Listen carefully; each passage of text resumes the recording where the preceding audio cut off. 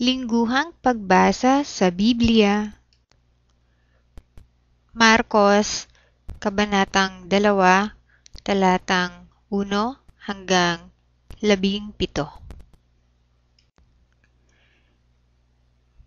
Gayunman, pagkatapos ng ilang araw ay muli siyang pumasok sa Capernaum at nabalita na siya ay nasa tahanan. Dahil dito ay marami ang natipon, anupat wala ng lugar, wala kahit na sa may pinto, at pinasimulan niyang sabihin sa kanila ang salita. At may mga taong dumating na dala sa kanya ang isang paralitiko na binubuhat ng 4. Ngunit palibhas ay hindi siya mailapit kay Jesus dahil sa pulutong. Inalis nila ang bubong sa tapat ng kinaroroonan niya, at pagkagawa ng butas ay ibinaba nila ang teheras na kinahihigan ng paralitiko.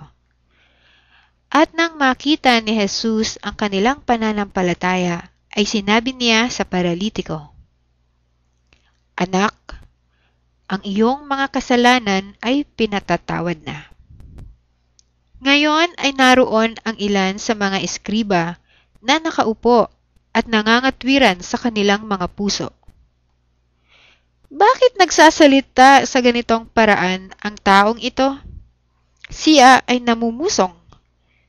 Sino ang makapagpapatawad ng mga kasalanan maliban sa isa, ang Diyos?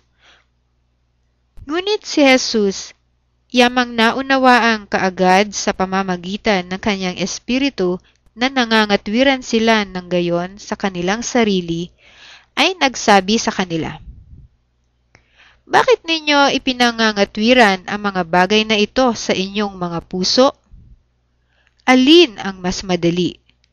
Ang sabihin sa paralitiko, ang iyong mga kasalanan ay pinatawad na, o ang sabihin, bumangon ka, at buhatin mo ang iyong teheras at lumakad ka?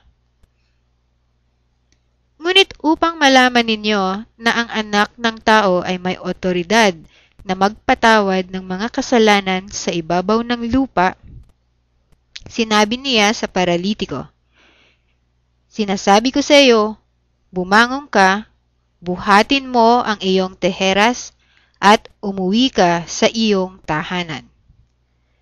Sa gayon ay bumangon siya at kaagad na binuhat ang kaniyang teheras at lumakad na palabas sa harap nilang lahat, kung kaya talagang natigilan silang lahat, at niluwalhati nila ang Diyos na sinasabi, "Hindi pa kami nakakita kailanman ng katulad nito."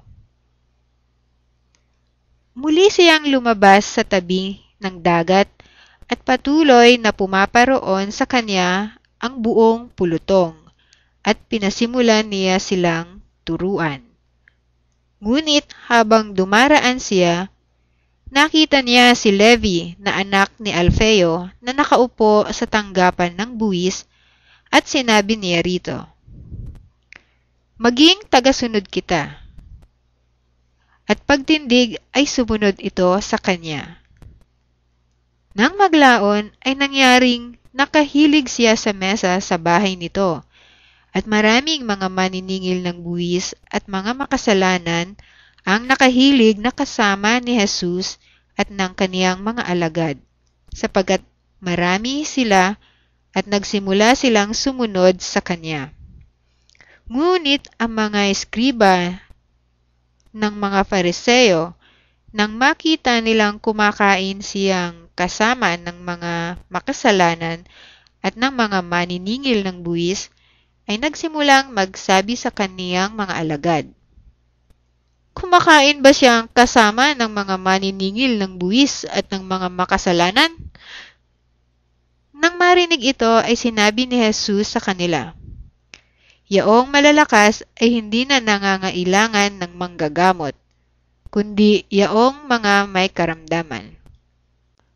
Ako ay pumarito upang tawagin, hindi ang mga taong matuwid, kundi ang mga makasalanan."